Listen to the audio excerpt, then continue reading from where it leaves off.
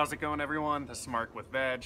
Don't know if I'm in the camera shot or if half my face is getting cut off, but that's not what's important. What's important today is we are going to talk about some maintenance, some pruning on your tomato. As you can see, it's pretty big jungle. We're on week 4 right now, but this advice and these tips apply to any season, not just the fall season and not just Oregon tomatoes.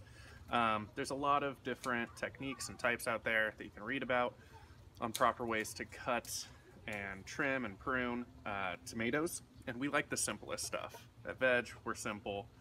We know people have busy lives, and let's not overcomplicate things. So our biggest tip for any type of tomato trimming or pruning is any leaves that are being shaded by other leaves that aren't getting a lot of sunlight. Those leaves are actually not being productive. So your leaves are, think of them as like mini solar panels for your plants. They are trying to photosynthesize and help create energy for your plant.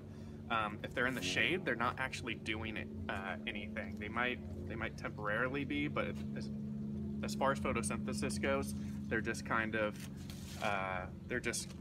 there. So they're not productive in that sense. So we like to get rid of those.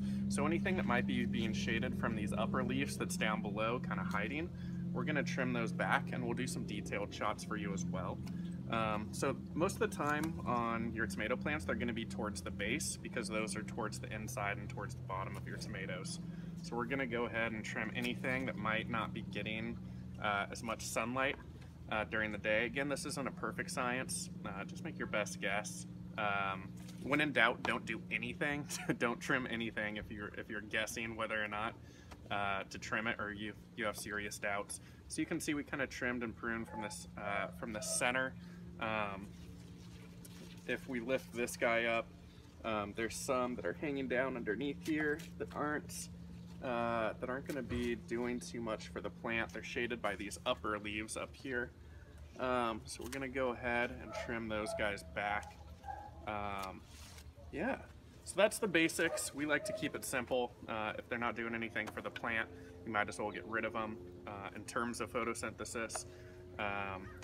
And yeah, a lot of people will say, hey, you got to trim the suckers that are in the crux of the plant and the leaves.